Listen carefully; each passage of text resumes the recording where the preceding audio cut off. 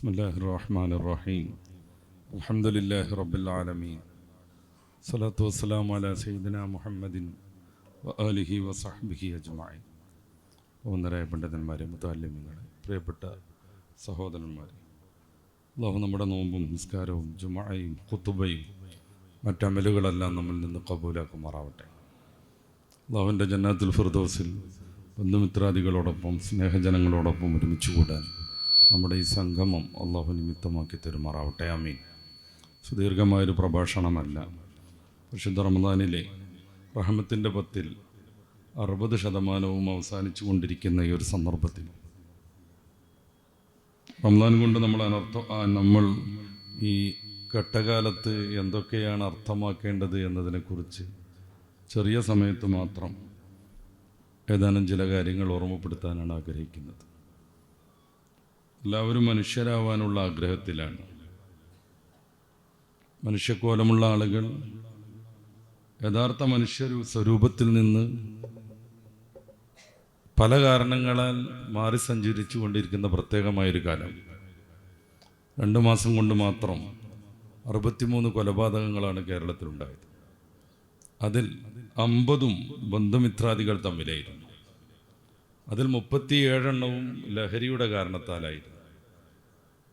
മനുഷ്യനല്ലാതിരിക്കാൻ വേണ്ടി എല്ലാവരും അധ്വാനിച്ചുകൊണ്ടിരിക്കുന്ന പ്രത്യേകമായൊരു സാഹചര്യം. ഇത്തരമൊരു സന്ദർഭത്തിൽ റമദാൻ നൽകുന്ന മെസ്സേജ് എന്തായിരിക്കും?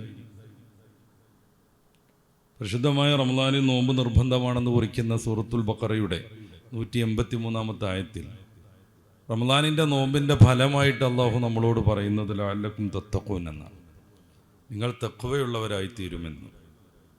പരിശുദ്ധമായ റമദാൻ കൊണ്ട് നമ്മൾ നേടേണ്ടത് തഖ്വയിലൂടെയുള്ള ജീവിതമാണെന്ന് റമദാനിൻ്റെ നിർബന്ധ ശാസന പറയുന്ന ആയത്തിൽ തന്നെ അള്ളാഹു പറയാം.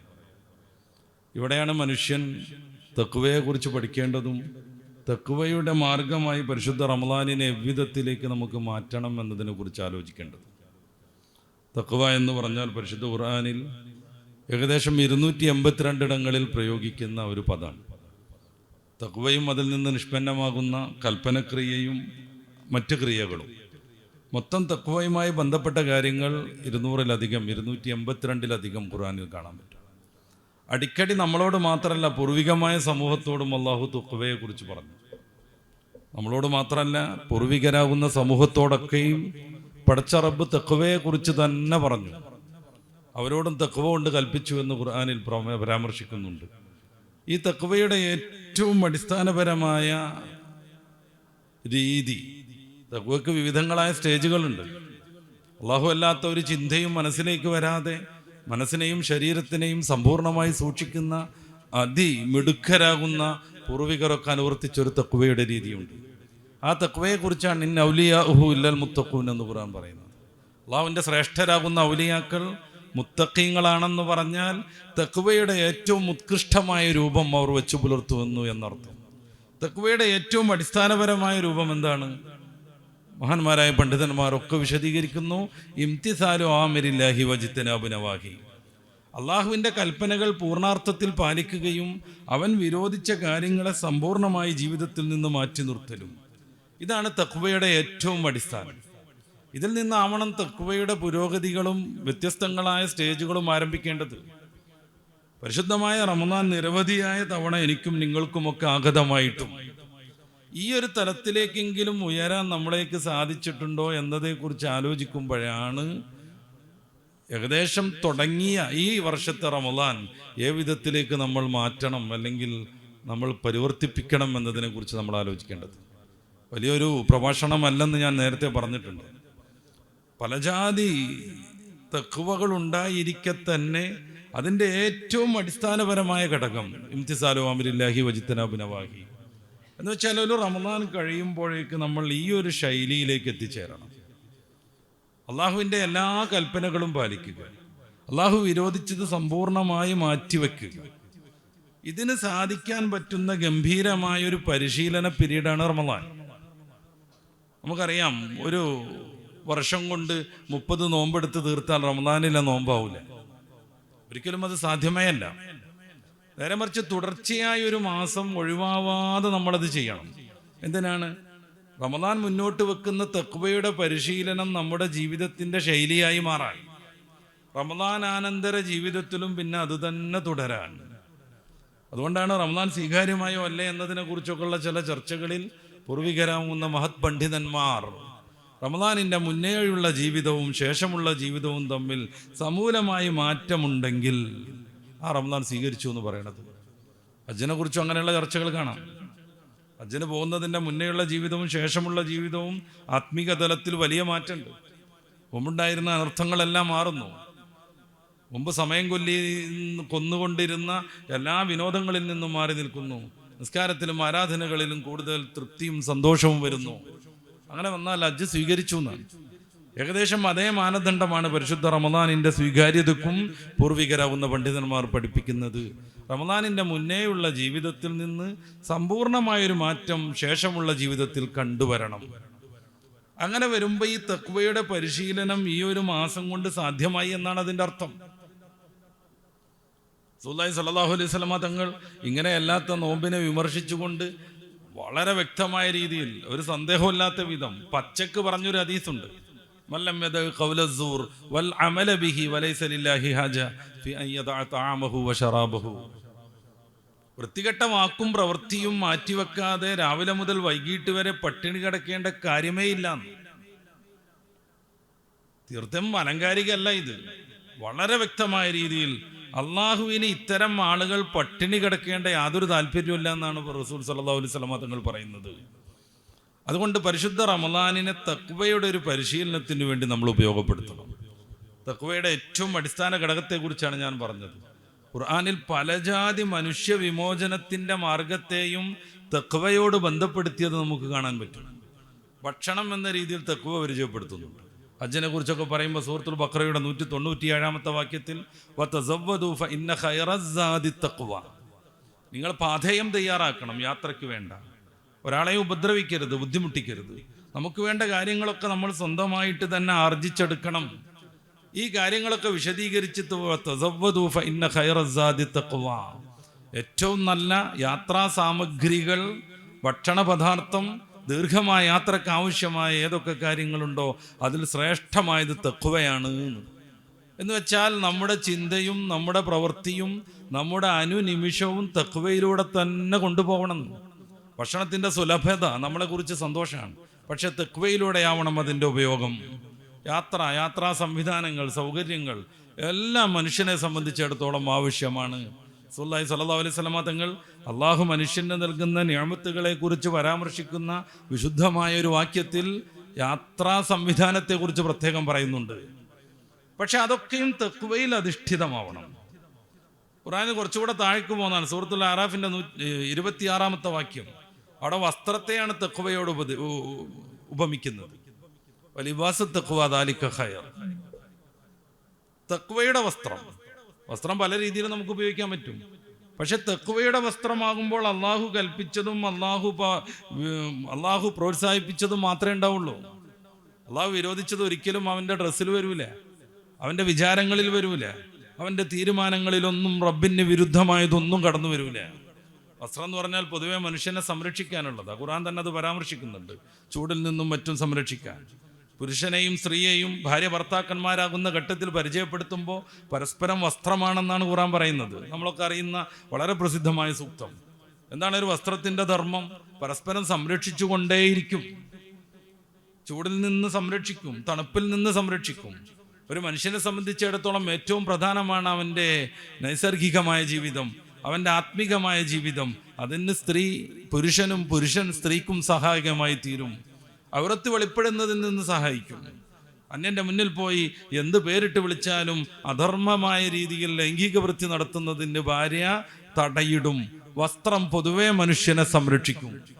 ഇത് ഖുർആന്റെ മറ്റൊരിടത്തെ സൂചനയാണ്. അങ്ങനെ വരുമ്പോൾ നിങ്ങളുടെ വസ്ത്രം തഖ്വയായി മാറണമെന്ന് ഖുർആൻ പറയണം. നമ്മുടെ ജീവിതത്തിൽ നമ്മുടെ ചുറ്റുപാടും നമ്മളുമായി ബന്ധപ്പെട്ട് നിൽക്കുന്ന ഏതേത് കർമ്മമുണ്ടോ അതെല്ലാം തഖ്വയിൽ അധിഷ്ഠിതമാവണം.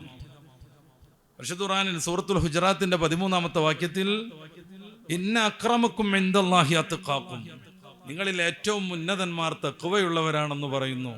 സൂറത്തുൽ അറാഫിന്റെ 133-ാമത്തെ വാക്യത്തിൽ സ്വർഗം മുത്തഖീങ്ങളാകുന്ന തഖ്വക്കാർക്ക് തയ്യാറാക്കി വെച്ചിരിക്കുന്നു എന്ന് പറയുന്നു. സാരിഉലാ മഗ്ഫിറത്തിൻ മിർ റബ്ബിക്കും വജന്ന അർളുഹ സമാവാതു വൽ അർളു ഉഇദ്ദത ലിൽ മുത്തഖീൻ. സ്വർഗം തയ്യാറാക്കി വെച്ചത് മുത്തഖീങ്ങൾക്കാണ്. മനുഷ്യന്റെ ഭൗതികവും ആത്മികവുമായ എല്ലാ വിജയത്തെയും പടച്ച റബ്ബ് തഖ്വയിൽ ബന്ധപ്പെടുത്തി വച്ചിരിക്കുന്നു. ഈ തഖ്വയുടെ പരിശീലനമാണ് പരിശുദ്ധ റമദാൻ. ഈ രീതിയിൽ ചിന്തിക്കുമ്പോൾ നമുക്ക് റമദാനെ കുറിച്ച് കുറച്ചുകൂടെ മനസ്സിലാവുന്നതാണ് എനിക്ക് തോന്നുന്നത്. തഖ്വ എന്ന് പറഞ്ഞാൽ ഏറ്റവും ചുരുങ്ങിയത്, ഞാൻ ആവർത്തിക്കുന്നില്ല, സൂചിപ്പിക്കുക മാത്രം ചെയ്യുന്നു, അള്ളാഹുവിൻ്റെ കൽപ്പനകൾ പാലിച്ചുള്ള ജീവിതത്തിലേക്ക് നമുക്ക് കടന്നു വരാൻ പറ്റണം. റമദാൻ കഴിയുമ്പോഴേക്ക് ആ തലത്തിലേക്ക് എത്തണം എന്ന് ഇമാമുന ഗസാലി റളിയല്ലാഹു അൻഹു ഇഹ്യാ ഉലൂമുദ്ദീനിൽ അസ്റാറു സൗം എന്ന പേരിലാണ് റമദാൻ വിശദീകരിക്കുന്നത്. സൗമിൻ്റെ ഉത്സാരങ്ങൾ എന്ന്. ഈ കാണുന്ന രാവിലെ മുതൽ വൈകിട്ട് വരെയുള്ള പട്ടിണി കിടക്കുക എന്നതിനപ്പുറം നോമ്പ് കൊണ്ട് നമുക്ക് നേടാൻ പറ്റുന്ന ആത്മിക പുരോഗതികൾ എന്ന്. അവിടുന്ന് 3 വിധത്തിൽ നോമ്പിനെ പരിചയപ്പെടുത്തുന്നു. ഒന്ന്, രാവിലെ മുതൽ വൈകിട്ട് വരെയുള്ള പട്ടിണി കിടക്കൽ, നമ്മളൊക്കെ ചെയ്യുന്ന പതിവ് നോമ്പ്. ഇത് വലിയ പ്രാധാന്യമുള്ള നോമ്പായിട്ട് അവിടുന്ന് പറയണില്ലേ. രണ്ടാമതായി അവിടുന്ന് പഠിപ്പിക്കുന്ന VIP-കളുടെ നോമ്പാണ് ഖവാസാകുന്ന ഇബാദിന്റെ നോമ്പ്. ആ നോമ്പിനെ കുറിച്ച് പറയുമ്പോഴാണ് തഖ്വയിലേക്കുള്ള ബന്ധം നമുക്ക് കൂടുതൽ ബോധ്യപ്പെടുന്നത്. ഇമാം ഗസാലി പറയുന്നു, എന്താണ് ആ ടീമിന്റെ നോമ്പിന്റെ പ്രത്യേകത? രാവിലെ മുതൽ വൈകിട്ട് വരെ അവർ പട്ടിണി കിടക്കുന്നു, സാധാരണ പോലെ നിയത്ത് വെക്കുന്നു, ഫർളും ഷർത്തും ഒക്കെ പാലിച്ചു കൊണ്ടിരിക്കുന്നു. അതോടൊപ്പം അവരുടെ ശരീരത്തിലെ ഒരു ഭാഗം കൊണ്ടും ഒരു ഹറാമും അവർ സമ്മതിക്കാതിരിക്കുന്നു. ഒരു ഹറാമും വരൂല. കൈകൊണ്ട് ഹറാമ് ചെയ്താൽ കൈയിൻ്റെ നോമ്പ് മുറിഞ്ഞു എന്ന് അവർ തീരുമാനിക്കും. കണ്ണുകൊണ്ട് അഹിതമായൊരു കാര്യം കണ്ടുപോയാൽ കണ്ണിൻ്റെ നോമ്പ് മുറിഞ്ഞു എന്ന് അവരങ്ങോട്ട് പ്രഖ്യാപിക്കും. അങ്ങനെ കൽബിനെക്കുറിച്ചും ഓരോന്നിനെക്കുറിച്ചും ശരീരത്തിൻ്റെ ഓരോ ഭാഗത്തെക്കുറിച്ചും. ഈ ഒരു നോമ്പിനെ കുറിച്ചാണ് VIP-കളുടെ നോമ്പ്, ഖവാസിൻ്റെ നോമ്പ് എന്ന് ഇമാം ഗസാലി തങ്ങൾ പരിചയപ്പെടുത്തുന്നത്. സത്യം പറഞ്ഞാൽ ഈ ഒരു തലത്തേക്കെങ്കിലും നോമ്പ് എത്തുമ്പോഴാണ് തഖ്വയിലേക്ക് നമ്മൾ എത്തിച്ചേരുക. നേരത്തെ പറഞ്ഞിട്ടുണ്ട്, നന്മകൾ മുഴുവൻ പാലിക്കണം, തിന്മകളിൽ നിന്ന് സമ്പൂർണമായി മാറി നിൽക്കണം. ഇതാണ് തഖ്വ. ഇമാം ഗസാലി രണ്ടാമതായി പരിചയപ്പെടുത്തുന്ന നോമ്പാണ് ആ തലത്തിലേക്ക് എത്തുന്നുള്ളൂ. അവരുടെ ഒരു ശരീരഭാഗം കൊണ്ടും അവർ ഹറാമ് ചെയ്യൂല, കൽപ്പനകൾ മാത്രം പാലിക്കും, ജീവിതത്തിൽ കൊണ്ടുവരും. ഇതും കഴിഞ്ഞ് മറ്റൊരു തലത്തിലേക്ക് നോമ്പിനെ ഇമാം ഗസാലി തങ്ങൾ വിശദീകരിക്കുന്നുണ്ട്. അത് VIP-കളുടെ നോമ്പാണ്, അഖസ്സുൽ ഖവാസിന്റെ നോമ്പ്. അവരുടെ ഹൃദയത്തിൽ പോലും അല്ലാഹു അല്ലാത്തൊരു ചിന്ത കടന്നു വരില്ല എന്ന്.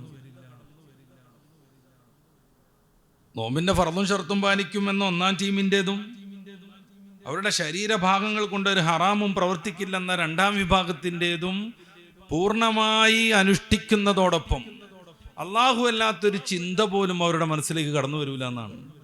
അങ്ങനെ വരുമ്പോൾ അള്ളാഹുവിൻ്റെ തൃപ്തിയിലും സന്തോഷത്തിലും റബ്ബിനെക്കുറിച്ചുള്ള വിചിന്തനത്തിലും റബ്ബിനെക്കുറിച്ചുള്ള എല്ലാ അർത്ഥത്തിലുമുള്ള പഠനത്തിലുമായിട്ട് അവർ ജീവിതം മാറ്റിവെക്കും. ഈ നോമ്പുകാരന് മനസ്സിൽ അള്ളാഹ് അല്ലാത്തൊരു ചിന്ത വരുമ്പോഴേക്ക് നോമ്പ് മുറിയുന്നു. അങ്ങനെയാണ് മഹാപണ്ഡിതന്മാരൊക്കെ ജീവിച്ചതെന്ന് നമുക്ക് അവരുടെയൊക്കെ ചരിത്രത്തിൽ കാണാൻ പറ്റും.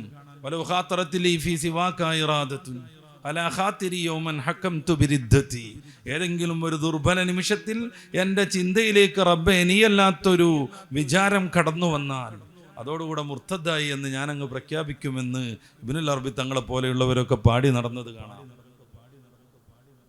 പരിശുദ്ധ റമളാൻ കൊണ്ട് ഈ ഒരു തലത്തിലേക്ക് എത്താൻ പറ്റിയാൽ മുത്തഖീങ്ങൾ ഔലിയാക്കളെന്ന് പരിചയപ്പെടുത്തിയ ആ ഒരു അവസ്ഥയിലേക്ക് മനുഷ്യന് മാറാൻ കഴിയുന്നു. പതിയെ പതിയെ ഓരോ തഖ്വയുടെ ഘട്ടത്തെയും റമളാൻ വഴി അതിജയിക്കാനും എത്തിപ്പെടാനുമുള്ള ശ്രമമായിരിക്കണം ഞാനും എൻ്റെ പ്രിയപ്പെട്ട സദസ്യരും ഈ റമളാനിൽ ഓരോ നിമിഷവും ആലോചിക്കേണ്ടത്. റമളാൻ നമുക്ക് നൽകുന്ന ഏറ്റവും പ്രധാനപ്പെട്ട ഒരു പരിശീലനം നോ പറയുക എന്നതാണ്. ഇന്ന് ലോകം അർത്ഥമാക്കുന്ന ഏറ്റവും വലിയൊരു കാര്യം അതാണ്. ഇന്ന് ലോകത്ത് ഇല്ലാതെയാകുന്ന ഏറ്റവും പ്രധാനപ്പെട്ട ഒരു ധർമ്മവും അതാണ്. എത്രയെത്ര വഴികേടുകളാണ് നമ്മൾ കണ്ടുകൊണ്ടിരിക്കുന്നത്. ആദർശപരമായും ധാർമ്മികമായും മറ്റ് ഏതൊക്കെ രീതിയുണ്ടോ അങ്ങനെയൊക്കെയും. ഒരു മനുഷ്യൻ നമ്മളെ വന്ന് തെറ്റിലേക്ക് പ്രലോഭിപ്പിക്കുമ്പോൾ നോ പറയാനുള്ള ശക്തിയാണ് ആഖിറത്തെ വിചാരിക്കുന്ന ഒരാൾക്ക് വേണ്ടത്. നോമ്പ് അതാണ് നമ്മളെ പരിശീലിപ്പിക്കുന്നത്. നല്ല ഭക്ഷണമുണ്ട് വീട്ടിൽ, നമുക്കത് വേണ്ടുവോളം ഭക്ഷിക്കാനും പറ്റും. എല്ലാ പ്രലോഭനങ്ങളും ആ ഭക്ഷണത്തിലേക്ക് നമുക്കുണ്ടാവുകയും ചെയ്യുന്നു. പക്ഷെ നമ്മൾ നോ പറഞ്ഞ് മാറ്റി നിർത്തുന്നു. എത്ര കാലം ഇപ്പോൾ ഈ ഡെൻമാർക്ക് പോലെയുള്ള നോർവേ പോലെയുള്ള നാടുകളിലൊക്കെ 20 മണിക്കൂറാണ് ഈ വർഷം റമദാനുള്ളത്. നോമ്പ് പകൽ 20 വർഷം 20 മണിക്കൂർ. എത്രമേൽ അവർ കഷ്ടപ്പെടുന്നു എന്ന് ആലോചിച്ച് നോക്കൂ. എന്നാലും അവർ ഹാപ്പി റമദാൻ എന്നും പറഞ്ഞിട്ട് പള്ളികളിൽ വളരെ സജീവമാകുന്നുണ്ട്. 20 മണിക്കൂർ അവർ പരിശീലിച്ചു കൊണ്ടേയിരിക്കുകയാണ് എല്ലാ ദിവസവും നോമ്പ് കയ്യുവോളം. എന്തിന്? ഭക്ഷണത്തിന്റെ പ്രലോഭനത്തിനെതിരെ, വെള്ളത്തിന്റെ പ്രലോഭനത്തിനെതിരെ. ഭാര്യയുണ്ട്, സർവം സഹയാണ്, എല്ലാം സമർപ്പിക്കുന്ന ഭാര്യയുണ്ട്, നമ്മുടെ തൊട്ടധീനത്ത് അവളുണ്ട്. പക്ഷെ അവളുമായി ലൈംഗികമായൊരു താല്പര്യത്തിനും നോമ്പുകാരൻ മുതിരുന്നില്ല, നോ പറയുന്നു. ജീവിതത്തിൽ ഉടനീളം ഇത് ആവശ്യമായി വരും. നമ്മളെ പ്രലോഭിപ്പിക്കാൻ ഏതൊക്കെ അധർമ്മങ്ങളുണ്ടോ, നമ്മുടെ വഴിത്താരയിൽ തഖ്വയിലേക്കുള്ള മുന്നേറ്റത്തിന് തടസ്സമായി ഏതൊക്കെ രീതിയിലുള്ള പ്രവണതകളുണ്ടോ, അതിനോടൊക്കെ നോ പറയാൻ പരിശുദ്ധ റമദാൻ നമ്മളെ പരിശീലിപ്പിക്കുന്നു. ഇന്ന് ഒരൊറ്റ ദിവസത്തെ, ഒരൊറ്റ നിമിഷത്തെയൊക്കെ അശ്രദ്ധ കൊണ്ടാണ് പല ചെറുപ്പക്കാരുടെയും ജീവിതം സമൂലം മാറിപ്പോകുന്നത്. ഞാൻ നേരത്തെ സൂചിപ്പിച്ച വയലൻസുകളുടെ കാര്യം തന്നെ ഒന്ന് പരിശോധിച്ച് നോക്കാം. വളരെയേറെ മനോഹരമായി ജീവിക്കുന്ന ഒരു ചെറുപ്പക്കാരൻ, അദ്ദേഹം കേരളത്തിലെ പ്രമുഖമായ ചാനലുകളൊക്കെ വന്നിട്ട് അരമണിക്കൂറോളം അതേക്കുറിച്ച് തൻ്റെ ആത്മകഥ പറഞ്ഞു. 23 വയസ്സ് വരെയും സിഗരറ്റ് പോലും അയാൾ ഉപയോഗിച്ചിട്ടില്ല. 23 വയസ്സെന്ന ദീർഘ പീരീഡ്, അതുവരെ അദ്ദേഹം സിഗരറ്റ് പോലും ഉപയോഗിച്ചിട്ടില്ല. കൂട്ടുകാരെല്ലാവരും ചേർന്ന് ഒരു യാത്ര തീരുമാനിക്കുന്നു. കുറേ ദൂരത്തേക്കൊന്നുമല്ല, നമ്മുടെ കോഴിക്കോട് കടപ്പുറത്തേക്ക്, വെറുതെ ഒന്ന് കടൽ കാണാൻ. അവരങ്ങനെ സംസാരിച്ച് കടപ്പുറത്തിരിക്കുന്ന സമയത്താണ് ഇതിൽപ്പെട്ട ഒരാൾ ഇന്ന് കൂടുതൽ ചർച്ച ചെയ്യപ്പെട്ടുകൊണ്ടിരിക്കുന്ന രാസമയക്കുമരുന്നാകുന്ന MDMA ഈ കുട്ടിക്ക് പരിചയപ്പെടുത്തുന്നത്. ആദ്യമൊക്കെ അവൻ ദുർബലമായ രീതിയിൽ നോ പറഞ്ഞു നോക്കി. പക്ഷെ അവരതിൻ്റെ മഹത്വം പറഞ്ഞ് പ്രലോഭിപ്പിച്ചുകൊണ്ടേയിരുന്നു. ഒരു ദുർബലമായ ഘട്ടത്തിൽ തൻ്റെ പ്രതിരോധം തകർന്നു പോയപ്പോൾ ആ ചെറുപ്പക്കാരൻ അതൊന്നും ഉപയോഗിക്കുന്നു. പിന്നീട് അവൻ്റെ കഥ അവൻ തന്നെ പറയുന്നുണ്ട്. അതില്ലാതെ പിറ്റേ ദിവസം മുതൽ അവന് ജീവിക്കാൻ പറ്റാത്ത അവസ്ഥ വന്നു. കുറേ ചെറുപ്പക്കാരുണ്ട് ഈ സാഹസം. അതില്ലാതെ അവന് ജീവിക്കാൻ പറ്റാത്ത അവസ്ഥ വന്നു. കേരളത്തിൽ 11 ടൈപ്പ് മയക്കുമരുന്നുകൾ വ്യാപകമായി ഉപയോഗിച്ചുകൊണ്ടിരിക്കുന്നു. അതിൽ വിദ്യാർത്ഥികളും വിദ്യാർത്ഥിനികളും വ്യാപകമായി പങ്കെടുത്തുകൊണ്ടേയിരിക്കുന്നു. ബന്ധുക്കൾ ഒന്നിച്ചു പോയി മയക്കുമരുന്ന് ഉപയോഗിക്കുന്നു. ഈ ചെറുപ്പക്കാരൻ തന്നെ അത് പറയുന്നുണ്ട്. പിന്നെ അവനത് നിർബന്ധമായപ്പോൾ സ്വാഭാവികമായും അവൻ അതിൻ്റെ വിൽപ്പനക്കാരനായി മാറി. ആ വിൽപ്പനക്കാരനായി അവൻ പ്രവർത്തിച്ചുകൊണ്ടിരിക്കുമ്പോൾ ഡോക്ടർമാർ വന്ന് വാങ്ങുന്നതിനെ കുറിച്ച് അദ്ദേഹം പറയുന്നുണ്ട്. ദമ്പതികൾ വന്ന് ഒന്നിച്ചു മേടിച്ചു കൊണ്ടുവന്നതിനെ കുറിച്ച് പറയുന്നുണ്ട്. ആങ്ങളെയും പെങ്ങളും സഹോദരി സഹോദരന്മാർ വന്ന് മേടിച്ചു കൊണ്ടുവന്നതും പറയുന്നുണ്ട്. ഇത്രമേൽ വ്യാപകമായ ഈ ഒരു അനർത്ഥം കേരളത്തെ മുടിച്ചുകൊണ്ടിരിക്കുന്നു. ഒപ്പം കുറേ സംഗതികൾ, 727 ബാറുകളാണ് പുതിയത് തുടങ്ങാൻ പോകുന്നത്. നമ്മുടെ നാട്ടിലുള്ള ആളുകൾക്ക് കുടിമുട്ടരുത് എന്ന് കരുതിയിട്ട് തമിഴ്നാട്ടിൽ തന്നെ വിപുലമായ രീതിയിൽ, തമിഴ്നാട്ടിലല്ല തമിഴ്നാട് ചേർന്ന് പാലക്കാട് ജില്ലയിൽ വിപുലമായ രീതിയിൽ ഇത് നിർമ്മിക്കാനുള്ള ഫാക്ടറിയും വരുന്നു. നമ്മളെക്കുറിച്ച് നമ്മൾ തന്നെ ആലോചിക്കുക. ഒരാളും നമ്മളെ സഹായിക്കാനുണ്ടാവില്ലേ? ഓരോ ചെറുപ്പക്കാരനും പരിശുദ്ധ റമദാനിൽ നിന്ന് നേടേണ്ട ഏറ്റവും പ്രധാനപ്പെട്ട ഒരു സ്വഭാവം അവൻ്റെ വിജയത്തിന് വിഘാതമാകുന്ന എല്ലാത്തിനോടും എതിർപ്പ് പറയുക എന്നതാണ്. പരിശുദ്ധ റമദാൻ നമ്മളെ അതിലേക്ക് തന്നെ കൊണ്ടുപോകുന്നു. ഇത് ഞാൻ ഇനിയും പരത്തി പറയേണ്ടതില്ല. വൈകുന്നേരം വരെ നമ്മളെ സംബന്ധിച്ചിടത്തോളം 10-14 മണിക്കൂറേ നോമ്പുള്ളൂ. എങ്കിലും ഈ ഒരു സീസണിൽ നമുക്കത് തീർത്തും പ്രയോഗിച്ച് നമ്മുടെ ജീവിതത്തെ വിശുദ്ധമാക്കാനും ഭാവിയിൽ അത് നമ്മുടെ ജീവിതത്തിന് പ്രയോജനപ്പെടുത്താനും സാധിക്കണം. പരിശുദ്ധ റമദാൻ നമ്മുടെ മുമ്പിൽ വെക്കുന്ന ഏറ്റവും പ്രധാനപ്പെട്ട മെസ്സേജായിട്ട് അത് സ്വീകരിക്കുക. രണ്ടാമതായി പരിശുദ്ധ ഖുർആൻ. എന്താണ് റമദാൻ്റെ പ്രത്യേകത? ഖുർആൻ അവതരിച്ചു എന്നാണ് പരിശുദ്ധമായ ഖുർആൻ തന്നെ നമ്മളോട് പറയുന്നത്. എന്താ ഖുർആൻ്റെ പ്രത്യേകത? നമ്മൾ ഏറ്റവും കൂടുതൽ ഉന്നതരായി നിലകൊള്ളുന്നത് ആ ഖുർആനിൻ്റെ അടിസ്ഥാനത്തിലാണ്. ഈ സമൂഹം എല്ലാവരേക്കാളും മികച്ചു നിൽക്കുന്നത് പരിശുദ്ധ ഖുർആനിൻ്റെ ആധികാരികത കൊണ്ടാണ്. നമ്മളെ സംബന്ധിച്ച് എല്ലാവരും ഒന്നിച്ചു ചേർന്ന് എതിർത്തുകൊണ്ടിരിക്കുന്നത് പരിശുദ്ധമായ ഖുർആൻ എന്ന ഒരു കളങ്കവുമില്ലാത്ത വേദം നമ്മുടെ കയ്യിലുണ്ട് എന്നതുകൊണ്ട് മാത്രമാണ്. ബാക്കിയുള്ളവർക്കൊന്നും അവകാശപ്പെടാൻ കഴിയാത്ത എത്രയോ പ്രത്യേകത. നമ്മുടെ സദസ്സിൽ നിരവധിയായ ഹാഫിളുകളുണ്ട്. ലോകത്തുള്ള ഏത് വേദഗ്രന്ഥം എന്ന് പറയുന്ന പുസ്തകങ്ങൾ എടുത്ത് പരിശോധിച്ച് നോക്കിയാലും അതിൻ്റെ അനുയായികളിൽ ഒരാൾ പോലും അത് കാണാതെ പഠിച്ചവരായി ഇന്ന് ലോകത്ത് നിലവിലില്ല. അവകാശവാദമല്ല, അതാണ് വസ്തുത. നേരെമറിച്ച് ഈ സാസിൽ തന്നെ എത്ര ഹാഫിളുമാരുണ്ടെന്ന് നമ്മൾ ആലോചിച്ച് നോക്കും. ലോകാടിസ്ഥാനത്തിൽ 2 കോടിയിലേറെ ഖുർആൻ മുഴുവൻ കാണാതെ പഠിച്ച, ചെറിയൊരു ഗ്രന്ഥമല്ല, 600 പേജിലേറെ വരും, അത് മുഴുവൻ കാണാതെ പഠിച്ച 2 കോടിയിലേറെ മുഅ്മിനീങ്ങളുണ്ട്. പരിശുദ്ധ ഖുർആൻ റബ്ബ് തന്നെ സംരക്ഷിക്കുമെന്ന് പരിശുദ്ധ ഖുർആനിൽ വ്യക്തമാക്കി പറഞ്ഞ ആ ഒരു പ്രവചനത്തിൻ്റെ പൂർത്തീകരണമായി പരിശുദ്ധ വേദം പഠിച്ചുകൊണ്ടിരിക്കുന്ന നിരവധിയായ വിദ്യാർത്ഥികൾ പറയുണ്ട്. ഏതെങ്കിലും ഒരു ഭീകരൻ വന്ന് ഖുർആനിൻ്റെ എല്ലാ കോപ്പികളും കണ്ടുകെട്ടി ഖുർആനുമായി ബന്ധപ്പെട്ട ആപ്പുകളൊക്കെ ഡിലീറ്റ് ചെയ്താലും പിറ്റേ ദിവസമാകുമ്പോഴേക്ക് അത് കൃത്യമായി പ്രിൻ്റ് ചെയ്തിറക്കാൻ ഈ ഒരു സമൂഹത്തിന് മാത്രം സാധ്യമാണ്, മറ്റാർക്കും സാധ്യമല്ല. പരിശുദ്ധ ഖുർആനും തിരു ഹദീസുകളും, ഖുർആൻ്റെ വിശദീകരണമാണ് ഹദീസ്. ഈ ഹദീസിനെതിരെയുള്ള വലിയ പ്രവണതകൾ നമ്മൾ കണ്ടുവരുന്നുണ്ട്, കേരളത്തിൽ പ്രത്യേകിച്ചും. ഷിയായിസം കുത്തിവെക്കാനുള്ള രീതി വേറെ തലത്തിൽ നടന്നുകൊണ്ടിരിക്കുന്നുണ്ട്. ഹദീസിൽ സംശയങ്ങളുണ്ടാക്കി പരിശുദ്ധ ഇസ്ലാമിൻ്റെ ആധികാരികത നശിപ്പിക്കാനുള്ള വലിയ പ്രവർത്തനങ്ങൾ നമ്മുടെ കേരളത്തിലും ലോകാടിസ്ഥാനത്തിലും നടന്നു വരുന്നു. ഇത്തരം സന്ദർഭങ്ങളിൽ പരിശുദ്ധ റമദാനിൽ ഖുർആൻ അവതരിപ്പിച്ചുവെന്നും ഖുർആനിൻ്റെ മാസമെന്നും അള്ളാഹു പ്രത്യേകം പറയുമ്പോൾ ഖുർആനിലേക്ക് അടുക്കാനുള്ള ഒരു മാസമായി നമ്മൾ ഇതിനെ സ്വീകരിക്കുക തന്നെ വേണം. പാരായണം ചെയ്യൽ വലിയ പുണ്യമാണ്. സാധാരണഗതിയിൽ നമ്മളൊരു അക്ഷരത്തിന് 10 ഇരട്ടി പ്രതിഫലമുണ്ട് എന്നൊക്കെ പറയും.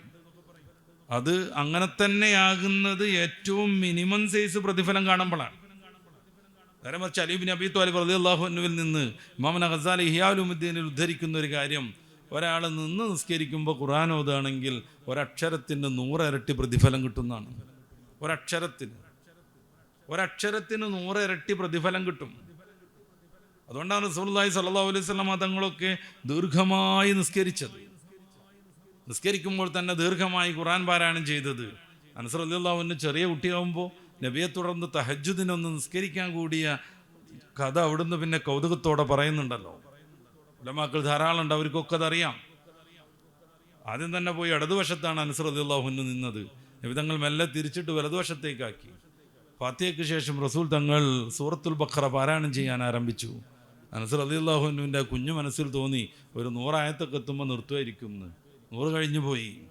എന്നാൽ അൽബഖറ കഴിയുമ്പോൾ നിർത്തുമെന്ന് വിചാരിച്ചു. സൂറത്തു ആൽ ഇംറാൻ തുടങ്ങി, അത് കഴിയുമ്പോൾ നിർത്തുമായിരിക്കും. സൂറത്തു നിസാ തുടങ്ങി. ഇതിങ്ങനെ സ്പീഡിൽ അടിച്ചു പോണ ഒത്തല്ല, ആസ്വദിച്ച് മനോഹരമായി ലയിച്ച് ചേർന്ന ഒത്ത്. റഹ്മത്ത് വരുന്നിടത്തെല്ലാം അതിനെ തേടിക്കൊണ്ടുള്ള ഒത്ത്. അദാബിൻ്റെ സൂക്തങ്ങൾ വരുമ്പോൾ കാവൽ തേടിയുള്ള ഒത്ത്. റസൂൽ സല്ലല്ലാഹു അലൈഹി വസല്ലം തങ്ങളുടെ ഒത്തങ്ങനെ മുറുകിയപ്പോൾ അനസ് റളിയല്ലാഹു അൻഹു പറഞ്ഞിട്ടുണ്ട്, അത്താ ഹമംതുഹു ബിസ്സൂ, അല്ലാഹുവിൻ്റെ റസൂലിനെ കൊണ്ട് ഒരു വേണ്ടാത്ത വിചാരം പോലും എനിക്കുണ്ടായി. സഹാബത്ത് ചോദിച്ചു, എന്ത് വിചാരം? അദ്ദേഹം പറഞ്ഞു, ഞാൻ സ്വന്തം നിസ്കരിച്ച് വേഗം പിരിഞ്ഞു പോയാലോ എന്ന് വിചാരിച്ചു, അതിൻ്റെ അപ്പുറമൊന്നുമില്ല. അതിനുശേഷം റസൂൽ തങ്ങളുടെ റുക്കൂവിനെ കുറിച്ച് അനസ് റളിയല്ലാഹു അൻഹു പറയുന്നുണ്ട്, നഹ്വം മിൻ ഖിയാമിഹി, ഈ നിന്നത്ര തന്നെ. പിന്നെ സുജൂദ്, നഹ്വം മിൻ ഖിയാമിഹി, നിന്നത്ര സുജൂദ്. ആസ്വദിച്ച് നിസ്കരിച്ചു ഹബീബായ നബി സല്ലല്ലാഹു അലൈഹി വസല്ലം. അതുകൊണ്ട് ആ സൂറത്ത് മുസമ്മലിൻ്റെ അവസാന സൂക്തത്തിൽ ഹബീബായ നബി തങ്ങളുടെ നിസ്കാരത്തെക്കുറിച്ച് പരിചയപ്പെടുത്തുന്നത്, ഇന്ന റബ്ബക യഅലമു അന്നക തഖൂമു അദ്നാ മിൻ സുലുസൈൽ ലൈൽ. രാത്രിയെ 3 പകുത്ത് 2 ഭാഗവും അങ്ങ് നിന്ന് നിസ്കരിക്കുന്നുവെന്ന് അങ്ങയുടെ റബ്ബിനറിയാം. രാത്രിയെ 3 ഓഹരി വെക്കുക, അതിൻ്റെ 2 ഭാഗവും അങ്ങ് നിന്ന് നിസ്കരിക്കും. അങ്ങനെയാണ് ആയിഷ ബി റളിയല്ലാഹു അൻഹയൊക്കെ വന്നിട്ട് ചോദിക്കുന്നത്, കാല് കയക്കോളം എന്തിനാ അങ്ങനെ നിസ്കരിക്കുന്നു?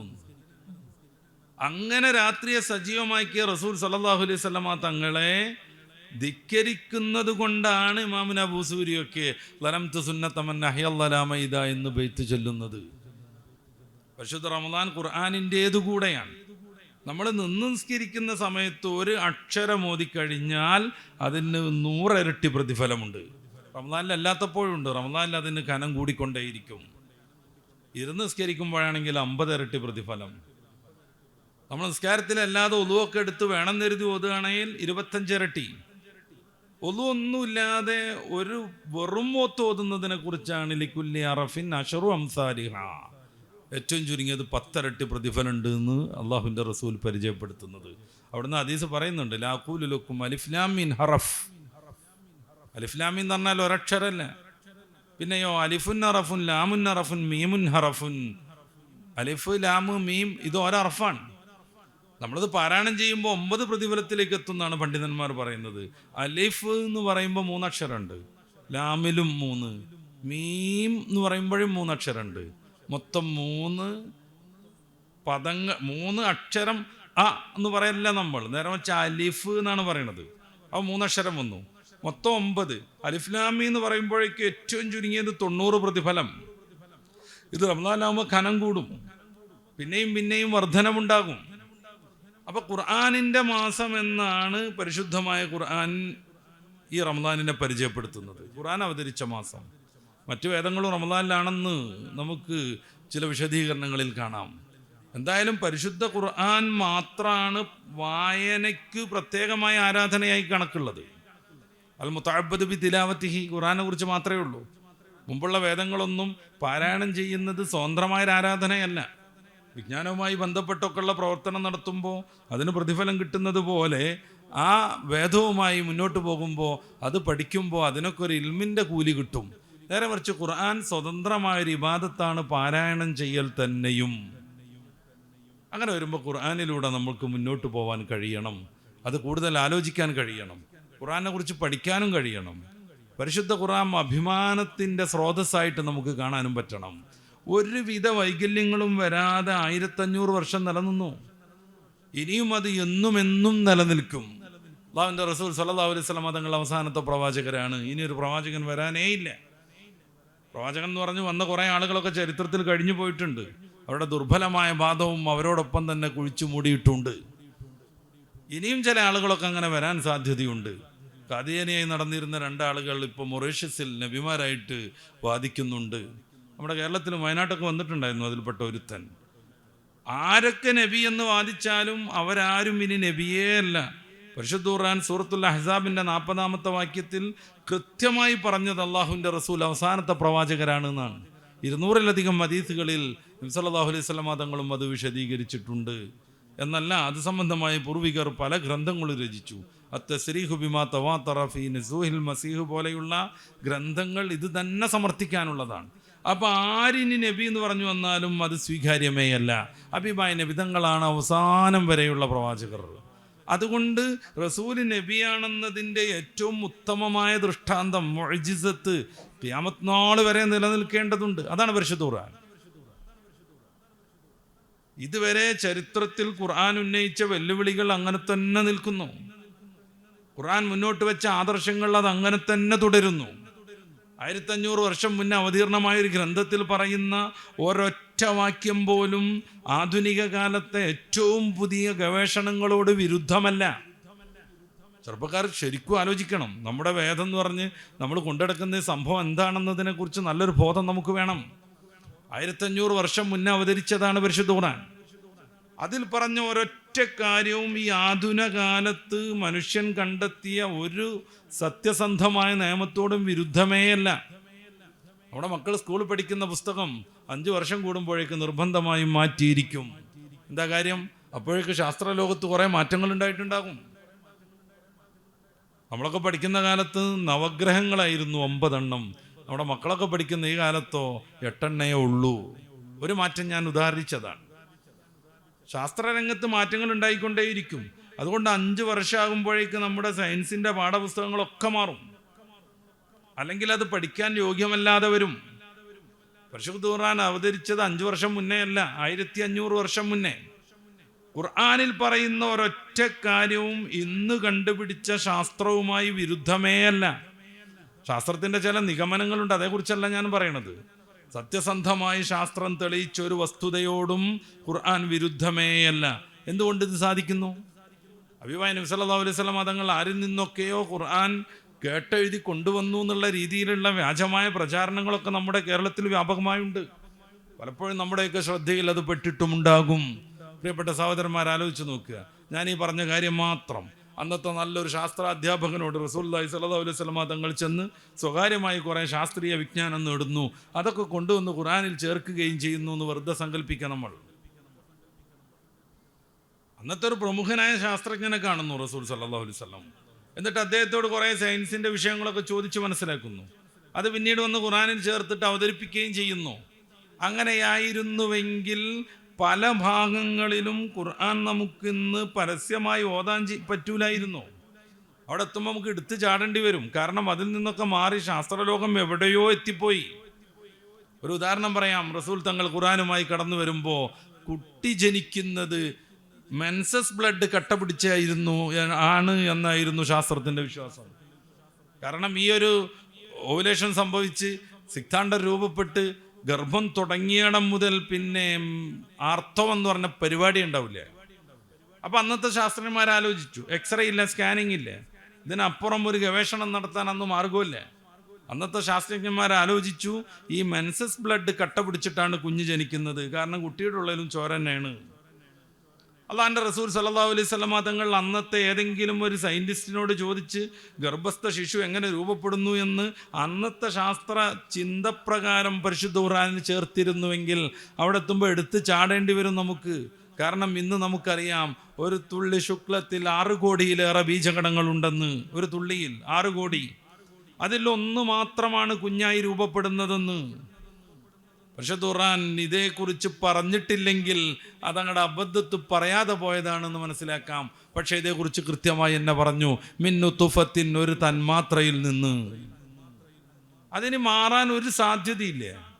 കാരണം അങ്ങനെ തന്നെ എന്ന് കൃത്യമായ രീതിയിൽ തെളിയിക്കപ്പെട്ട് കഴിഞ്ഞു. ഭ്രൂണശാസ്ത്രം അത്രമേൽ വികസിച്ചു ഈ കഴിഞ്ഞ നൂറ്റാണ്ടിൻ്റെ പകുതിയിൽ. റസൂലുള്ളാഹി സ്വല്ലല്ലാഹു അലൈഹി വസല്ലം തങ്ങൾ ആരോടെങ്കിലും ചോദിച്ച് പറഞ്ഞ് അല്ലെങ്കിൽ അറിഞ്ഞ് പഠിച്ചായിരുന്നു ഈ ഖുർആൻ അവതരിപ്പിച്ചതെങ്കിൽ ആ ഖുർആനിൽ പല ജാതി അബദ്ധങ്ങൾ വരുമായിരുന്നു. അതുകൊണ്ടാണ് പരിശുദ്ധ ഖുർആൻ മൂടിവെച്ച് സംരക്ഷിക്കണമെന്നല്ല പറഞ്ഞത്. സൂറത്ത് നിസായിൻ്റെ 82-ാമത്തെ വചനം, അഫലാ യതദബ്ബറൂനൽ ഖുർആൻ, എന്തേ ഖുർആനെ കുറിച്ച് നിങ്ങൾക്ക് ചിന്തിച്ചുകൂടെ? വലൗ കാന മിൻ ഇൻദി ഗൈരില്ലാഹ്, അള്ളാഹു അല്ല ഖുർആൻ അവതരിപ്പിച്ചതെങ്കിൽ ലവജദു ഫീഹി ഇഖ്തിലാഫൻ കസീറ, അതിൽ ധാരാളമായ വൈരുദ്ധ്യങ്ങൾ കാണാനാകും. 1, അബദ്ധങ്ങൾ കാണാനാകും. 2, രണ്ടും ഇതിൻ്റെ അർത്ഥമാണ്. വൈരുദ്ധ്യം ഖുർആൻ 2 എടുത്തു വെച്ച് ഇങ്ങനെ കുറച്ചാളുകൾക്ക് പരിശോധിച്ചാൽ മതി. ചില ആളുകളൊക്കെ അങ്ങനെ ചില പരീക്ഷണങ്ങളൊക്കെ നടത്തി ഇത് വിരുദ്ധമാണെന്നൊക്കെ പറഞ്ഞു നോക്കി. പക്ഷേ ഖുർആനിൻ്റെ അഹ്ലുകാർ അത് വേണ്ട വിധം പഠിപ്പിച്ചു കൊടുക്കുമ്പോൾ ഈ വൈരുദ്ധ്യം എന്ന് പറയുന്നത് അവർക്ക് വലിയൊരു മാനക്കേടായി മാറുന്നു. 23 വർഷം കൊണ്ട് വിവിധങ്ങളായ ഘട്ടങ്ങളിൽ സങ്കീർണമായ സന്ദർഭങ്ങളിൽ പോലും അവതരിച്ചതാണ് ഓരോ സൂക്തങ്ങൾ. അത് നമ്മൾ പ്രത്യേകം മനസ്സിലാക്കണം. യുദ്ധത്തിൽ കൊടുമ്പിരിക്കൊണ്ടിരിക്കുമ്പോൾ അവതരിച്ച സൂക്തങ്ങളൊക്കെ ഉണ്ട്. സൂറത്ത് ആൽ ഇംറാന്റെ 144, വമാ മുഹമ്മദുൻ ഇല്ലാ റസൂലുൻ ഖദ് ഖലത് മിൻ ഖബ്ലിഹി റുസുൽ.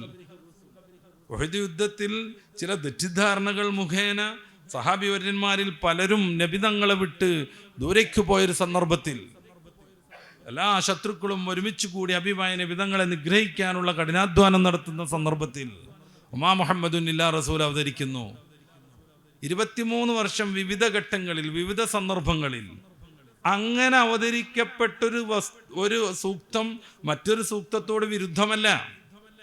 അബീബായ നബി സല്ലല്ലാഹു അലൈഹി വസല്ലം തങ്ങൾക്ക് എല്ലാ ദിവസവും അതുവരെ വന്ന ഫയലൊക്കെ പരിശോധിച്ച് വരാൻ പറ്റൂല. കാരണം അവിടത്തേക്ക് വായന അറിയില്ല, എഴുത്തറിയില്ല. സൂറത്തു അൽ അങ്കബൂത്തിന്റെ 48-ാമത്തെ വാക്യത്തിൽ കൃത്യമായി അള്ളാഹു അത് പറയുന്നുണ്ട്. മാ കുൻത തസ്ലു മിൻ ഖബ്ലിഹി മിൻ കിതാബ് വലാ തഖുത്തുഹു ബിയമീനിക് ഇദൽ അർതാബൽ മുബ്തിലൂൻ. അങ്ങതിൻ്റെ മുമ്പ് ഒരു അക്ഷരവും എഴുതിയിട്ടില്ല, ഒരു പുസ്തകവും വായിച്ചിട്ടില്ല. അങ്ങനത്തെ റസൂൽ സല്ലല്ലാഹു അലൈഹി വസല്ലം തങ്ങളാണ് സർവാതിശായിയായ ഒരു ഗ്രന്ഥവുമായി കടന്നു വരുന്നത്. ആ ഗ്രന്ഥത്തിൻ്റെ ആളുകളാണ് നമ്മൾ. ഖുർആനെ കുറിച്ച് പറഞ്ഞാൽ നമ്മൾ ദീർഘമായി സംസാരിക്കേണ്ടി വരും. ഖുർആന്റെ ദൈവികതയ്ക്ക് ഖുർആൻ തന്നെ മുന്നോട്ട് വെക്കുന്ന പ്രധാനപ്പെട്ട 2 മാനദണ്ഡങ്ങൾ, 1 അതിൽ വൈരുദ്ധ്യമില്ല എന്നതാണ്. ആർക്ക് വേണമെങ്കിലും പരിശോധിക്കാം. രണ്ടാമത്തേതായി സൂറത്തുൽ ബഖറയുടെ 23-ാമത്തെ വാക്യത്തിൽ പറഞ്ഞ വലൗ കുൻതും ഫീ റൈബിൻ മിമ്മാ നസ്സൽനാ അലാ അബ്ദിനാ ഫഅ്തു ബിസൂറത്തിൻ മിൻ മിസ്ലി.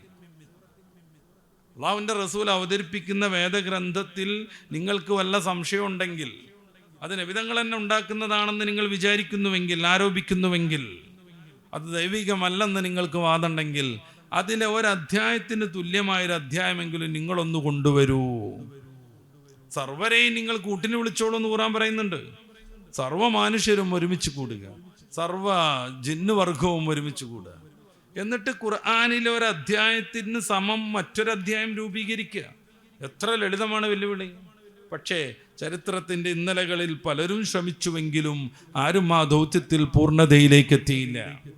ഈ ആധുനിക കാലത്ത് പോലും പലരും ഉണ്ടാക്കി. കൊറോണ കാലത്തൊക്കെ സൂറത്ത് കോവിദൊക്കെ ഇറക്കി നോക്കി. എന്തുമാതിരി മാനം കിട്ടു. നമ്മുടെ കേരളത്തിലെ യുക്തിവാദി നേതാവ് അതേക്കുറിച്ച് പ്രസംഗിക്കുകയും ചെയ്തു. പിന്നെ നമ്മുടെ മാഗസിനുകളിലൊക്കെ മറുപടി വന്നോടുകൂടെ മൂപ്പര് ആ പ്രസംഗം മുക്കിയിട്ടോടി. ഒന്ന്, ഖുറാനിൻ്റെ പല സൂക്തങ്ങളുടെയും പക്കാ കോപ്പിയടിയായിരുന്നു അത്. അതോടുകൂടെ തന്നെ സാഹിത്യ ലോകത്തൊരു വിലയില്ലാതാവും അതിന്. ഖുറാൻ്റെ അതേ ടൂൺ എടുത്തു. അൽ കോവിദ് വൽ ഫൈറൂസുൽ മുബീദ് വൽ അജബു അൻ ജാഅഹും മിനസ് സീനിൽ ബഈദ്. ഇവർക്ക് ദാലൊപ്പിക്കാനൊരു പൂതി, അങ്ങനെയൊക്കെ ദാലാക്കി ലാസ്റ്റ് ഇങ്ങനെ വൽ അജബു വഖാലൽ കാഫിറൂന ഹാദാ മറളുൻ അനീദ് കല്ലാ ബൽ ഹിയ മൗത്തുൽ അകീദ് എന്നൊക്കെ മൂപ്പരാളുണ്ടാക്കി. പെട്ടുപോയി. ഇതൊന്നും അർത്ഥം വെച്ച് നോക്കിയാൽ തന്നെ അതിൻ്റെ കഥ കഴിഞ്ഞൂടെ. വല്ല വൈറൂസുൽ മുഫീദ്, മാരകമായ വൈറസാണേ സത്യം കേട്ടോ. വല്ല അജിബു അൻ ജാഅഹും മിനസ് സീനിൽ ബഈദ്, വിദൂരതയിലുള്ള സീന ചൈനയിൽ നിന്ന് വന്നു എന്നുള്ളത് അവർക്ക് വല്ലാത്ത കൗതുകം. ചൈനക്കാരനെ ആയത്ത് ഓതാൻ തന്നെ പറ്റൂല. ഓനെ സംബന്ധിച്ച് ചൈന വിദൂരല്ല. ഇന്ത്യക്കാരനും പറ്റൂല, നമ്മളെ അയൽവാസിയാണ്, രാഷ്ട്രം എന്നുള്ള നിലക്ക് നോക്കുകയാണെങ്കിൽ. പിന്നെ എങ്ങനെ അവർ ഓതുക? മൂപ്പർക്ക് ദാലൊപ്പിക്കണമായിരുന്നു. കാരണം അതിൽ കോവിദ് എന്നുള്ളിടത്ത് ദാലാണ്. വക്കാലൽ കാഫിറൂൻ, കാഫിരിങ്ങൾ പറഞ്ഞു. യുക്തിവാദികൾക്കാരാ കാഫിർ, അതും നിർണ്ണയിക്കണമല്ലോ. വക്കാലൽ കാഫിറൂന, കാഫിരിങ്ങൾ പറഞ്ഞു. ആരാ കാഫിരിങ്ങൾ? വിശ്വാസികൾക്ക് കാഫിർ എന്ന് പറഞ്ഞാൽ മനസ്സിലാവും. യുക്തിവാദികൾക്കാരാ കാഫിർ? പോട്ടെ, അവർ ഏതെങ്കിലും ഒരു കാഫിറിന് അർത്ഥാക്കുന്നുണ്ടാവുമല്ലോ. ഇപ്പോൾ മുസ്ലിങ്ങളാണോ അല്ല കാഫിർ സങ്കല്പിക്കുക. അവർ പറഞ്ഞോലോ ഇതൊരു മാരകമായ രോഗമാണ്. അവരെല്ലാത്തവരും പറഞ്ഞില്ല അതൊക്കെ ഇതൊരു മാരകമായ രോഗമാണ്. എന്നിട്ട് പറയാം കല്ല, അവർ പറഞ്ഞത് ശരിയല്ല. ബൽ ഹുവ അൽ മൗത്തുൽ അകീദ്, അത് ഉറപ്പിച്ച മരണമാണ്. ഉറപ്പിച്ച മരണം. ഈ കൊറോണ തുടങ്ങിയ സമയത്ത് ചാനലൊക്കെ ഞെട്ടിച്ചുകൊണ്ടിരിക്കുന്ന സമയമുണ്ടല്ലോ, അപ്പോഴാണ് അത് മൂപ്പരാൾ ഉണ്ടാക്കിയത്. അപ്പോൾ മൂപ്പര വിചാരം എന്താണ്? കൊറോണ തൊട്ടാ മരിക്കുന്നതാണ്. സത്യത്തിൽ കൊറോണ പിടിച്ച 1% ആളുകൾ പോലും ലോകാടിസ്ഥാനത്തിൽ മരിച്ചിട്ടില്ല. മരിച്ചത് തന്നെയും കൊറോണ കൊണ്ടാണോ ന്യൂമോണിയ കൊണ്ടാണോ എന്നൊക്കെ തർക്കം നടക്കുകയാണ്. ഇയാൾ പറഞ്ഞ എന്താണ്? കൊറോണ തൊട്ടാ മരിക്കും. കാഫിര്യങ്ങൾ പറയുന്നത് ഒരു മാരകമായ രോഗമാണ്. അല്ലട്ടോ, അത് മൗത്തുൻ അകീദ്, ഉറപ്പിച്ച മരണമാണെന്നാണ്. കുറേ ഉണ്ട് ഇതുപോലത്തെ പൊട്ടത്തരങ്ങൾ. വത്സുലൂബി ഐദീകും ബിൽ സാബൂനിൽ ജദീദ് എന്നൊക്കെയുണ്ട്. പുതിയ സോപ്പ് കൊണ്ട് നിങ്ങളെ കൈ കഴുകിയെന്ന്. പഴയത് പറ്റൂല. ഓരോ സമയത്തും എന്ത് ചെയ്യണം? സോപ്പ് ഇങ്ങനെ പാക്കറ്റ് പൊട്ടിച്ച് ഇങ്ങനെ പുതിയ സോപ്പ് എടുക്കണം. വലാ തസ്തറു സബീദ് എന്നുണ്ട്. മൈദ വാങ്ങരുത് അങ്ങാടിക്ക് പോയിട്ട്. കൊറോണ അങ്ങനെ നോക്കും ലിസ്റ്റിക്ക്. അരിയാണോ കുഴപ്പമില്ല, പൊട്ടേന്ന് കരുതും. പഞ്ചസാരയാണോ കുഴപ്പമില്ല. മൈദ ഉണ്ട്, ഒറ്റക്കടിയായിരിക്കും. നമ്മൾ ആലോചിച്ച് നോക്കുക. ഈ ദാലൊപ്പിക്കാൻ വേണ്ടി മൂപ്പര് കാട്ടിയ കുറേ കോപ്പറേറ്റീവാണിത്. അതുകൊണ്ട് തന്നെ എടുത്തുപോയി. കേരളത്തിൽ പ്രഭാഷണം നടത്തിയ ആളുകളൊക്കെ കുറ്റി പറിച്ചു പോയി. എന്തിനാണ് ഇവരൊക്കെ ഇങ്ങനെ കഷ്ടപ്പെടുന്നത്? അൽമുഞ്ചിദ് എന്ന് പറയുന്ന എത്ര തടിച്ച ഭാഷാനിഘണ്ടുണ്ട് ഈ മുത്തലിങ്ങൾക്കൊക്കെ അറിയാം. അറബി പഠിക്കാൻ ഇന്നും ആധികാരികമായി പലരും ഉപയോഗിക്കുന്നതാണത്. പല കോളേജുകളിലും നമ്മുടെ വർക്കസ് ലൈബ്രറിയിലൊക്കെ എത്ര ഉണ്ട് എന്ന് നോക്കിയാൽ മതി. ഉണ്ടോ നോക്കേണ്ട കാര്യമില്ല. ആ സാധനം ഉണ്ടാക്കിയത് ഫാദർ ലൂയിസാണ്. ഓറിയന്റലിസ്റ്റ് പണ്ഡിതനായിരുന്നു, ഇസ്ലാം വിരോധിയായിരുന്നു. അയാൾക്ക് പറ്റുന്നിടത്തൊക്കെ അയാൾ ഇസ്ലാം വിരുദ്ധത എത്തിച്ചേർത്തിട്ടുണ്ട്. മുഞ്ചിദിൻ്റെ അയലാം 100% ഇസ്ലാം വിരുദ്ധാണ്. വ്യക്തിപരിചയം നടത്തുന്നതിൻ്റെ 2ാം ഭാഗത്ത് ബൈബിളാണ് മൊത്തം ഉദ്ധരിച്ചത്. ലൂത്ത് നബി വ്യഭിചാരിയാകുന്നത് പോലും അതിൽ വരുന്നുണ്ട്. എന്തുകൊണ്ട്? പഴയ നിയമം ബൈബിളിൽ അങ്ങനെയാണ് ലൂത്ത് നബിനെ പരിചയപ്പെടുത്തുന്നത്. അതിൻ്റെ അർത്ഥം പറയുന്നിടത്തും പരമാവധിക്കപ്പുറം അയാൾ ക്രിസ്ത്യാനിസം കുത്തിക്കയറ്റിയിട്ടുണ്ട്. അത് സംബന്ധമായി സ്വതന്ത്ര കിതാബ് പോലും ഉണ്ട്. അൽമുഞ്ചിദിലുള്ള ഇസ്ലാം വിരുദ്ധതകളെക്കുറിച്ച് പറയുന്ന ആധുനിക ഗ്രന്ഥങ്ങളുണ്ട്. അത്രക്ക് ഉഷാറുണ്ടായിരുന്നു ആ വിഷയത്തിൽ ആ ചങ്ങാതി. പക്ഷേ ഖുറാനിലെ ഒരു അധ്യായത്തിന് തുല്യ സാധനവും കൊണ്ടുവന്നില്ല. നല്ല അറബി ഭാഷ അറിയാം. അതുകൊണ്ട് എത്ര തടിച്ച അറബി കണ്ടു നിർമ്മിക്കുന്നത്. അറബി ഭാഷ അറിയുന്നത് കൊണ്ട് തന്നെ മൂപ്പരിക്ക് അറിയാം ഖുറാൻ്റെ പകരം ഉണ്ടാക്കി കഴിഞ്ഞാൽ അത് പാളുംന്ന്. എന്നിട്ടാ ഏതോ ഒരു ജീലി, സദക്കൽ ജീലിയുല്ലീം എന്നതിൻ്റെ അവസാനം സദക്കല്ലാഹുല്ലീം നമ്മൾ പറയണതിന് പകരം അതും ഖുറാനിലുണ്ടെന്ന് പൊട്ടാടി മനസ്സിലാക്കി. അതും ഖുറാനിലുണ്ട്. എന്നിട്ട് ആ സൂറത്ത് കോവിദിൻ്റെ അവസാനത സദക്കൽ ജീലിയുല്ലീം. ഓൻ്റെ പേര് ജീലി എന്നാണ്. ഓൻ സത്യം പറഞ്ഞു. നിജാതി പോയത്തെ പറഞ്ഞിട്ട് പച്ചപ്പൊള്ള് ലാസ്റ്റ് പിന്നെയും പറയും ഓൻ സദക്കാന്ന്. ഓൻ സത്യം പറഞ്ഞത്. ഇതാണ് പരിശുദ്ധ ഖുർആൻ. ഈ വെല്ലുവിളി അന്നു മുതൽ ഇതുവരെ നിലനിൽക്കുന്നുണ്ട്. ലബീദ് റളിയല്ലാഹു അൻഹു പോലും അത് സ്വീകരിക്കാൻ 1 വർഷം ആവശ്യപ്പെട്ടിട്ടുണ്ട്. അന്നത്തെ ഏറ്റവും വലിയ കവിയായിരുന്നു. കവി എന്ന് പറഞ്ഞാൽ പണ്ഡിതൻ. ഷാഇർ എന്ന് പറഞ്ഞാൽ ഷുഊറിൽ നിന്ന് നിഷ്പന്നം. ഷുഊർ എന്ന് പറഞ്ഞാൽ നല്ല വിജ്ഞാനം, വിസ്ഡം, അതിൽ നിന്ന് പോരുന്ന ആളാണ് ഷാഇർ. അന്നത്തെ ഏറ്റവും വലിയ പണ്ഡിതനായിരുന്നു കവി. നാഴത്തേനാക്കൽ കൗസർ എന്ന് പറയുന്ന ചെറിയ അധ്യായം ഇറങ്ങിയപ്പോൾ ശത്രുക്കൾ അദ്ദേഹത്തെ സമീപിച്ചുകൊണ്ട് പറയുന്നുണ്ട്, ഇതിനെങ്കിലും ഒരു പാരഡി നിർമ്മിച്ചു തരൂന്ന്. അങ്ങനെയാണ് അദ്ദേഹം അതിനൊരു വർഷത്തെ സമയം ചോദിക്കുന്നത്. ആ ഒരു വർഷം അദ്ദേഹം കുറേ മാസങ്ങളോളം പണിയെടുത്തു. ആ ഇടയ്ക്കാണ് ഒരാൾ അർ-റഹ്മാൻ സൂറത്തിൻ്റെ കുറച്ച് ഭാഗങ്ങൾ കഅബയിൽ എഴുതി തൂക്കിയത് അദ്ദേഹത്തിൻ്റെ ശ്രദ്ധയിൽപ്പെടുന്നത്. അത് വായിക്കുന്നതോടുകൂടി അള്ളാഹിൻ്റെ റസൂലിൻ്റെ അടുത്തേക്ക് ഓടുന്നു, മഹാദാ ഖൗലുൽ ബഷർ എന്നും പറഞ്ഞിട്ട്. കുറേ കാലം കഴിഞ്ഞപ്പോൾ അദ്ദേഹത്തോട് ചോദിക്കുന്നുണ്ട്, വലിയ കവിയായിരുന്നല്ലോ, വലിയ സാഹിത്യ പ്രഭുവായിരുന്നല്ലോ, എന്തേ ഇപ്പോൾ ഒരു കവിതയും രചിക്കാത്തത്? അദ്ദേഹം പറയുന്നുണ്ട്, കഫാനി അൽ ഖുർആനുൽ അദീം, ഖുർആനുൽ അദീം എന്നെ ഒതുക്കി കളഞ്ഞു. ഖുർആന്റെ സൂര്യ തേജസ്സിന് മുമ്പിൽ എൻ്റെ മെഴുകുതിരിവട്ടത്തിന് എന്ത് പ്രസക്തി എന്ന് അദ്ദേഹം ചോദിക്കുന്നു. ഇതാണ് പരിശുദ്ധ ഖുർആൻ. വിരുദ്ധങ്ങളില്ല, അതിലുള്ള പ്രവചനങ്ങൾ ദീർഘമായി സംസാരിക്കേണ്ട ഒരു സംഗതിയാണ്. ഏറ്റവും പുതിയൊരു ഗ്രന്ഥം ഇറങ്ങിയിട്ടുണ്ട്, 180ഓളം പേജുണ്ട് ഖുർആനിലെ പ്രവചനങ്ങളെ കുറിച്ച് മാത്രം. നമ്മൾ ആലോചിച്ച് നോക്കുക, സൂറത്തുൽ മസദിനെ കുറിച്ച്, തബ്ബത് യദാ അബീ ലഹബിൻ വതബ്ബ്, ജീവിച്ചിരിക്കുന്ന ഒരു മനുഷ്യനെ കുറിച്ചാണ് തബ്ബത് യദാ അബീ ലഹബിൻ വതബ്ബ് എന്ന് ഖുർആൻ പ്രഖ്യാപിക്കുന്നത്. അബൂലഹബ് നശിച്ചുപോയി, അതങ്ങനെ തന്നെ സംഭവിച്ചിരിക്കുന്നു. വതബ്ബ, അതങ്ങനെ സംഭവിച്ചു.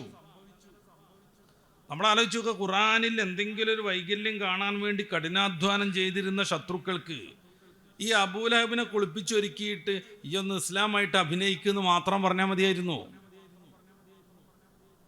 അയാൾ ഒരിക്കലും നന്നാവൂല, അയാൾ നശിച്ചിരിക്കുന്നു എന്ന് റബ്ബ് തആല കട്ടായം പറയുന്നു. ഈ ആയത്തിനെ നിഷ്പ്രഭമാക്കാൻ അബൂലഹബ് ഇസ്ലാം ആശ്ലേഷിച്ചതുപോലെ അഭിനയിച്ചാൽ മാത്രം മതിയായിരുന്നു. കാരണം ഇസ്ലാമിലേക്ക് കഴിഞ്ഞാൽ പിന്നെ നശിച്ചു എന്ന് പറയാൻ പറ്റൂല. ഇസ്ലാമിലെ അയാളും നശിച്ചു എന്നുണ്ടെങ്കിൽ പിന്നെ ഖുർആനിന് പ്രസക്തിയില്ല. പക്ഷെ അബൂലഹബിനോ അബൂജഹലിനോ അന്നത്തെ വലിയ വലിയ ശത്രുക്കൾക്ക് ആർക്കും തോന്നിയില്ല, നമുക്ക് അബൂലഹബിനൊന്ന് കുളിപ്പിച്ചിട്ട് മുസ്ലിമായിട്ട് അഭിനയിപ്പിക്കാം എന്ന്. അയാൾ മരിച്ചത് എങ്ങനെയാണ്? ഏതോ ഒരു മരുഭൂമിയിൽ കടന്നു മരിച്ചു. ഗംഭീരമായ ദുർഗന്ധം വന്നു, മൂക്കിൻ്റെ പാലം പൊട്ടിപ്പോവും അടുത്തേക്ക് പോയാൽ. ഇതെങ്ങനെയെങ്കിലും ഒന്ന് ഒതുക്കണ്ടേ? കൂട്ടുകാർ എല്ലാവരും ചേർന്ന് ദൂരത്തൊരു കുഴി കുത്തി, അടുത്തേക്ക് ചെല്ലാൻ കഴിയില്ല. എന്നിട്ട് നീണ്ട കോലെടുത്തിട്ട് ഉന്തി ഉന്തി ഉന്തി ഡെഡ് ബോഡി അതിലേക്ക് വീഴ്ത്തി. ഇനി മണ്ണിട്ട് മൂടണ്ടേ? കൈക്കോട്ടുമായിട്ട് എടുത്തു പോയിട്ടുണ്ടെങ്കിൽ മൂക്ക് പൊറിഞ്ഞു പോവും. അവർ ദൂരെ നിന്ന് കല്ലെടുത്തെറിഞ്ഞ് ആ കുഴി നികത്തി എന്നാണ്. വതബ്ബ, അതങ്ങനെ തന്നെ സംഭവിച്ചു. അവരുടെ മുന്നിൽ അത് കണ്ടു. വലിയ ശത്രുക്കളെല്ലാവരും ഇത് അനുഭവിച്ചു.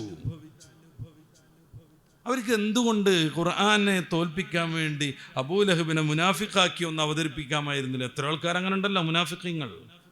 ഇസ്ലാമായി അഭിനയിക്കുന്നു, ഇസ്ലാമിൻ്റെ ആനുകൂല്യങ്ങളൊക്കെ അവർ ഉപയോഗിക്കുന്നു, എന്നാലോ ഉള്ളുകൊണ്ടവർ കടുത്ത ശത്രുക്കളുമാണ്.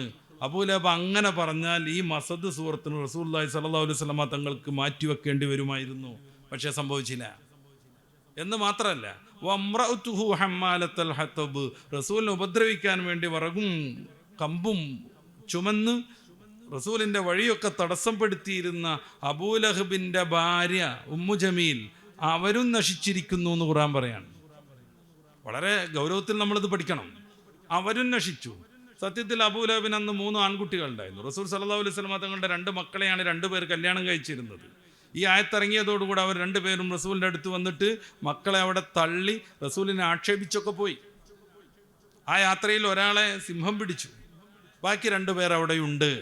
റസൂലിൻ്റെ ശക്തരായ എതിരാളികളായിരുന്നു, വളരെയേറെ ആക്ഷേപം ചൊരിയുന്നവരായിരുന്നു. പ്രത്യേകിച്ച് അവരുടെ വാപ്പയെക്കുറിച്ച് ഇങ്ങനെയുള്ള ആയത്തിറങ്ങിയതോടുകൂടെ അവരുടെ ശത്രുത ഇരട്ടിച്ചു വന്നു.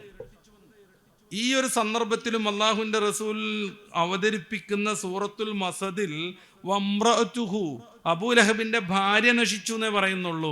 ഉസ്റത്തുഹു, അയാളുടെ കുടുംബം എന്ന് പറയുന്നില്ല. ആലുഹു അഹ്ലുഹു ഒന്നും പറയണില്ല. ഭാര്യ നശിച്ചു എന്ന് മാത്രമേ പറയുന്നുള്ളൂ. അബൂലഹബ് മരിച്ചു, അദ്ദേഹത്തിൻ്റെ ഭാര്യയും. ശരിക്കും എളുപ്പമുണ്ടായിരുന്നു ഉസ്റത്തുഹു, അയാളുടെ കുടുംബം എന്ന് പറയണമെങ്കിൽ. കാരണം അത്ര വലിയ ശത്രുക്കളാണ് 2 മക്കളും. എന്തുകൊണ്ട് ഹബീബായ നബി തങ്ങൾ അങ്ങനെ പറഞ്ഞില്ല? എല്ലാം അറിയുന്ന റബ്ബിൻ്റെ വചനമാണത്. കാലങ്ങൾ കഴിഞ്ഞപ്പോൾ ഈ 2 മക്കളും ഇസ്ലാമിലേക്ക് കടന്നു വന്നു. അബൂലഹബിനെ പോലെ തന്നെ കഠിന ശത്രുവായി ഭാര്യ മരണപ്പെട്ടു. എങ്ങനെയാണ് ഹബീബായ റസൂൽ സല്ലല്ലാഹു അലൈഹി വസല്ലം തങ്ങൾക്ക് കുറേ കാലം കഴിഞ്ഞ് ഇവർ ഇസ്ലാമിലേക്ക് വരും എന്നുള്ളത് മനസ്സിലാവുക? മാഹാദാ ഖൗലുൽ ബഷർ, ഇത് മനുഷ്യവചനമേയല്ല. മനുഷ്യവചനമാകുമ്പോൾ ഉണ്ടാകുന്ന ഒരു വൈകല്യങ്ങളും അതിലില്ല. ഈ ഖുർആൻ അവതരിച്ച മാസം ഖുർആൻ പഠിക്കാനും ഖുർആൻ പാരായണം ചെയ്യാനും ഖുർആൻ പല സൂക്തങ്ങളും പല അധ്യായങ്ങളും കാണാതെ പഠിച്ച് നമ്മുടെ ഹൃദയത്തെ അലങ്കരിക്കാനും ഈ ഒരു മാസം നമ്മൾ ഉപയോഗപ്പെടുത്തുക. ഞാൻ എൻ്റെ വാക്കുകൾ അവസാനിപ്പിക്കുകയാണ്.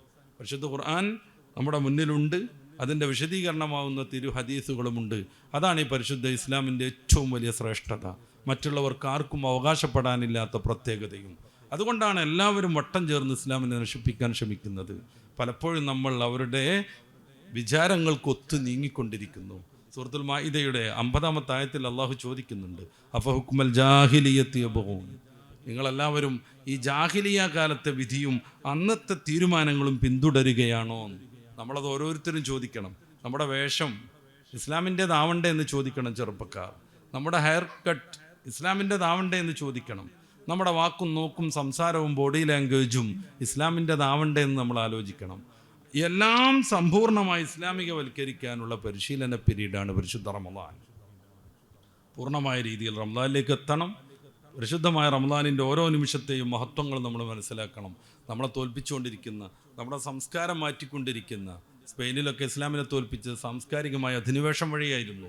ഉന്തുലുസ് എന്ന് പറയുന്ന പഴയകാല സ്പെയിൻ ഇസ്ലാമിൻ്റെ അഭിമാനമായിരുന്നു. യൂറോപ്യന്മാർക്ക് അക്കബറിക്ക് നടക്കുന്ന കാലത്ത് അവർക്ക് ശാസ്ത്രബോധം ഉണ്ടായത് സ്പെയിനിലെ കോർഡോവയിലൂടെ മുസ്ലിങ്ങളായിരുന്നു എന്ന് ജവഹർലാൽ നെഹ്റു പോലും എഴുതി വച്ചിട്ടുണ്ട്. വേറെയും ധാരാളം പുസ്തകങ്ങളിൽ അതുണ്ട്. അങ്ങനത്തെ ഇസ്ലാമിൻ്റെ അഭിമാനമായിരുന്ന സ്പെയിനിൽ ഇന്ന് ഏകദേശം ഇസ്ലാം കേട്ടുകേൾവിയാണ്. പുതിയ റിപ്പോർട്ട് അനുസരിച്ച് സ്പെയിനിൽ ഇസ്ലാം ശക്തമായി വേരോട്ടം നടത്തുന്നു എന്നുണ്ട്. അള്ളാഹു വിജയിപ്പിക്കുമാറാവട്ടെ.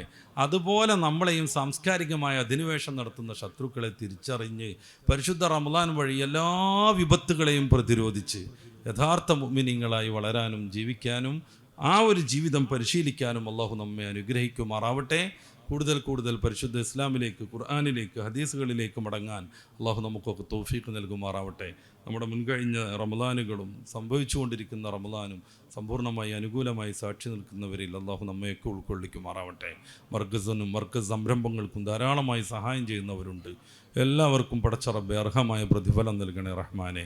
നിരവധിയായ രോഗികളെക്കുറിച്ച് നേരത്തെ നമ്മുടെ ഉസ്താദ് ഇവിടെ പരാമർശിച്ചു. എല്ലാവർക്കും നീ ശമനം നൽകണേ തമ്പുരാനെ. നല്ല ഇസ്സത്തോടുകൂടെ, ഇഫത്തോടുകൂടെ, ആഫിയത്തോടുകൂടെ ജീവിതം നൽകി ഞങ്ങളെ നീ അനുഗ്രഹിക്കണേ റഹ്മാനെ. ഏത് ഘട്ടത്തിലും പരിശുദ്ധ ഇസ്ലാമിൽ പിടിച്ചു നിൽക്കാനുള്ള തൗഫീഖ് നൽകണേ തമ്പുരാനെ. ഞങ്ങളുടെ സാംസ്കാരികമായ പൈതൃകത്തെ നിലനിർത്താനുള്ള തൗഫീഖ് നൽകണേ തമ്പുരാനെ.